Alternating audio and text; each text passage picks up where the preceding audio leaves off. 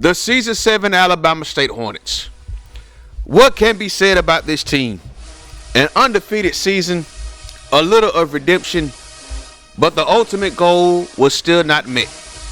Despite the fact that we did finish undefeated, we were not selected by the BCS voters to play in the national championship game, and that is absolutely criminal. Let's start with the offense. We had some question marks coming into the season, mainly at the running back spot. Who was going to step in and be that next man? Well, we kind of found our guy, but not quite. We do have a three-headed backfield, though. We can say that, including the fullback position, the wide receiver position. Mad inconsistency all season. We only had one wide receiver that we can depend on the whole season, but that turned out to be enough. And lucky for us, he was the guy that won the Heisman Trophy, as well as the Biletnikoff Award. We'll get into that later, though. But overall, this team was pretty exciting to watch. They stepped up, especially in the clutch times. They made plays, got the job done to win games, and then we go on to the next one. And of course, we was motivated after getting blown out by LSU in last year's national championship game. The first game of the season was down in Athens, Georgia, between the Hedges versus them Georgia Bulldogs. And we wanted to come out swinging versus an SEC team, starting with this first touchdown from Trey Tyler to Ryan Thompson. And then this pass right here to our five-star wide receiver out of JUCO, who turned out to be a fraud, Brandon Hardy, who makes his first collegiate catch in this game. We will get more into him later on in this video.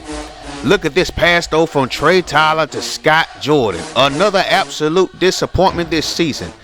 But we had other wide receivers that stepped up. But in this case, we destroyed Georgia 42-7. We put them in a spliff, emptied out the stadium earlier. Next, we went out west, and we played in the greatest game ever in Los Angeles Coliseum. We took on USC in the Coli, and both teams put on a show from start to finish. It even had to go to extra time. Overtime, in case you don't know. Ryan Thompson with that catch right there. Keon Peterson on this touchdown run, 6 touchdowns on the season, almost 6 per rush, 224 yards. But the main thing with Keon Peterson was he fumbled the ball too much. This pass right here will forever be enshrined in the history of Alabama State football. As time expires, Ryan Thompson makes this catch and goes into the end zone. We force overtime with the PAT, and then low down dirty Shane Harris takes this thing to the crib, and we beat the Trojans, the number 4 team in the country at the time. We beat USC 55-52.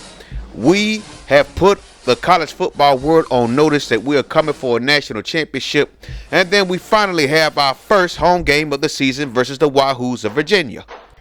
Tommy Chavez, his first touchdown catch of his collegiate career on this play.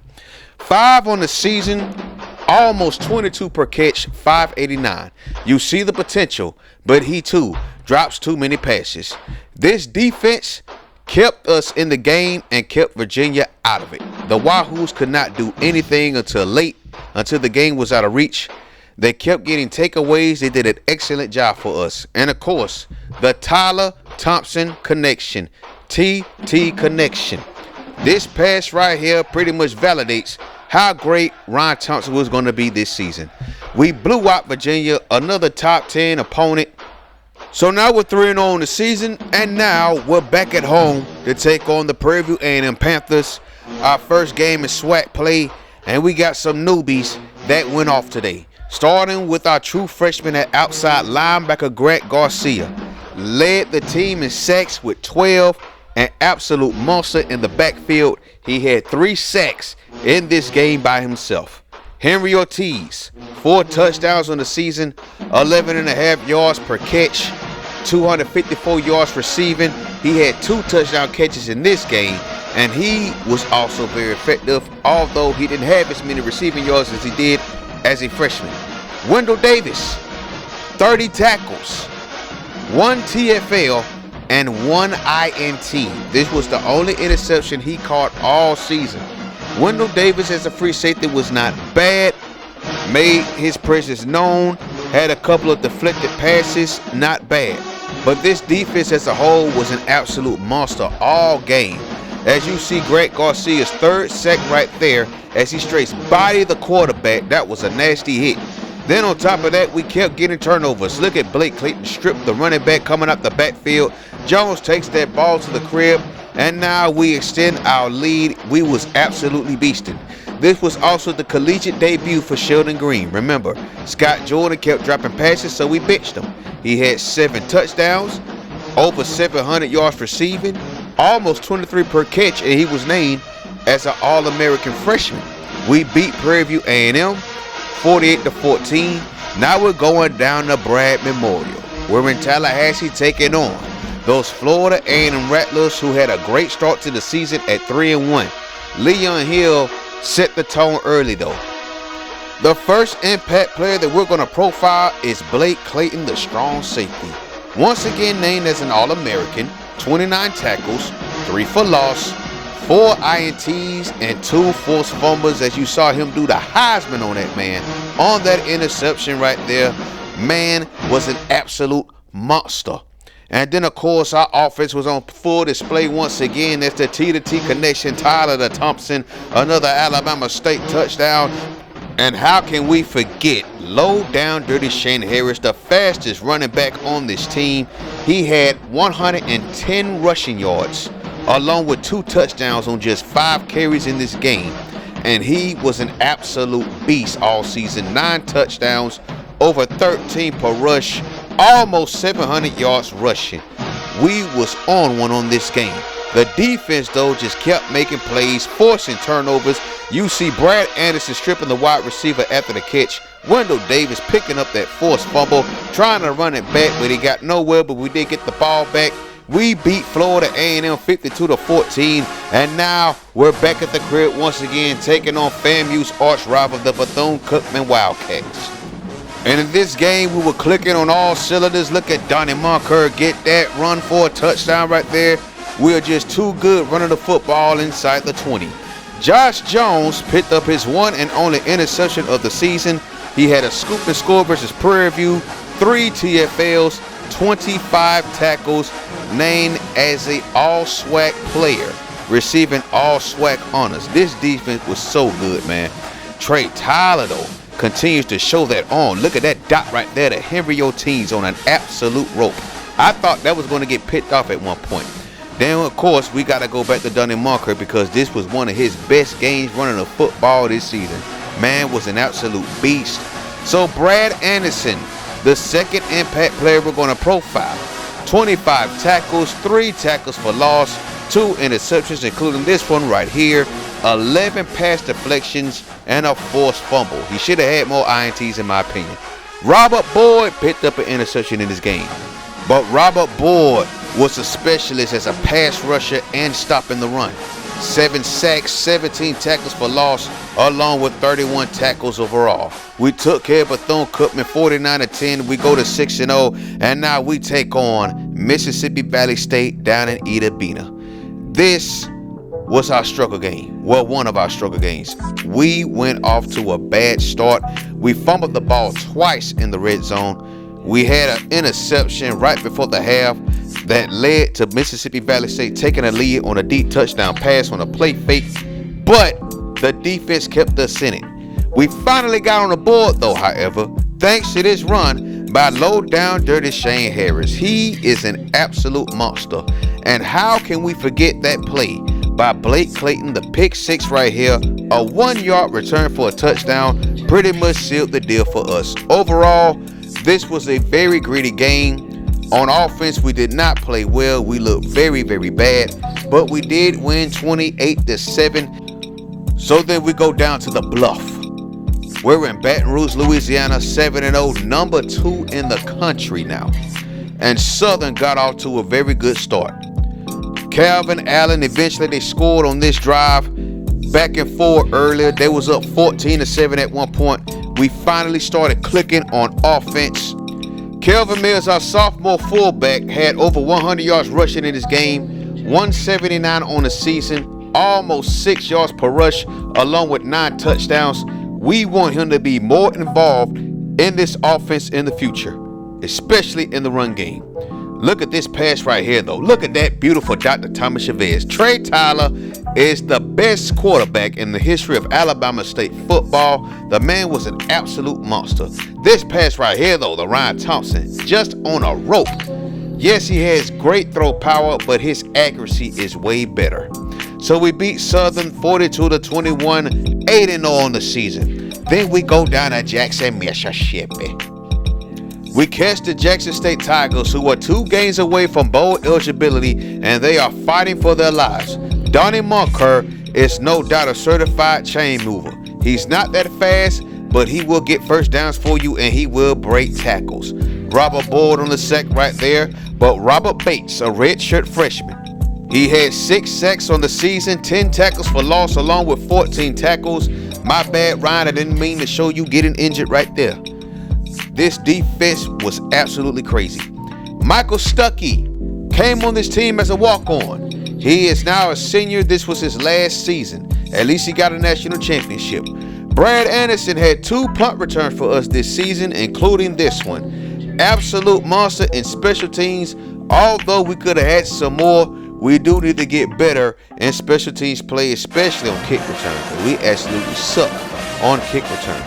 So again, we stayed in the backfield all game, and then of course we got to give credit to Brandon Hardy, his first collegiate touchdown of his career, despite the fact that this season he had more drop passes than passes that he actually caught. So we beat Jackson State 49-17, and now we're back in the Gump Town, and we're taking on the G-Men, the Grambling State Tigers, surprisingly having an excellent season at 7-2. Now this game had a very entertaining first half. It was back and forth at one point. It was tied at 21. And then of course, we decided to put matters into our own hands, especially on the defensive side of the ball, because we really needed turnovers. Leon Hill with this interception right here set the tone for the defense the rest of the way. Even Scott Jordan got off, had some pretty good plays in this game. And then we got to highlight our freshman linebacker, Kevin Jackson, who had his first collegiate interception of his career. The future at linebacker continues to be very bright for our young Hornets. As you see, William Wilson finds Scott Jordan on that touchdown pass there. We beat Grambling State 52-28.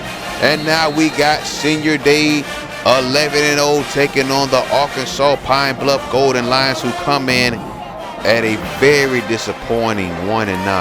Now once again, we got off to a slow start, and then we did not score a touchdown until this punt return by Brad Anderson that gave us the spark that we so desperately needed if we wanted to keep our season alive. Donnie Ncaa, just over 1,000 yards rushing. Look at that move right there though. Just over 7 a carry, 10 tutties, along with 25 broken tackles. The best breaking tackle running back on our team. Now remember, Ryan Thompson was suspended for the first half of this game for academic infractions, but our defense stepped up. We was hoping some wide receivers would, but only Sheldon Green did that. Avery Vincent had a pick in this game, 26 tackles, 1 tackle for loss, 9 pass deflections on the season, as well as 1 forced fumble. Also, we have to show some love to our backup quarterback, William Wilson, the next man up in case Trey Tyler leaves. He had 4 touchdown passes on the season. We beat Pine Bluff, and now we got them Texas Southern Tigers for the Swac championship. Now, what I forgot to mention in this video, that this was the first time we shut out an opponent in a single game. Look at Richard McKinney on that catch, though. An absolutely crazy catch. His only touchdown of the season. John McCowan recovered this fumble right here, though. He had 28 tackles on the season, 5 tackles for loss, 1 sack, and that fumble recovery. We need to kick up his sacks, though. Ryan Thompson rewrote the record books in Alabama State football history. 99 yards is a school record. 2,064 receiving yards is a school record. We could have had that NCAA record. 20 touchdown receptions, 3 rushing touchdowns. That was well more than enough to get him the Biletnikoff Award. He had an absolutely crazy season. He had to carry the load considering the receivers are so bad. We won the SWAC championship, but not only that, he took home that Heisman Trophy along with that Biletnikoff Award. And then we go back to the Fiesta Bowl, which should have been the national championship game against the Nebraska Cornhuskers, but we had to settle to taking on the South Carolina Gamecocks. Corey Johnson, big Corey Johnson, one of the best plays of this season, getting the sack, forcing the fumble, recovering it, and almost taking it back to the crib. 16 tackles, 8 for loss, 3 sacks in that forced fumble. In this game, we straight dominated South Carolina. Look at low down dirty Shane Harris though, breaking that tackle, showing some strength and power as he gets into the end zone. Absolutely amazing. Can't wait to see what he does next season. We gotta pay homage to Trey Tyler, of course. 38 touchdown passes on the season. Crazy, 20 of them went to Ryan Thompson. 3,866 passing yards. It should have been 4,000 again. Almost 300 yards passing per game. And of course, a 2-time Heisman Trophy finalist. Leon Hill was our best defensive player this season. Look at that pick 6 right there. 42 tackles, 24 tackles for loss, 9 sacks, 5 interceptions, which led the team, and of course, this epic pick 6 against the South Carolina Gamecocks. This Fiesta Bowl was an absolutely amazing performance. We dominated the game from start to finish. Well, can't say from start, because they almost returned a touchdown, and they almost returned a pick 6. But there goes John McCowan getting his first sack of the season.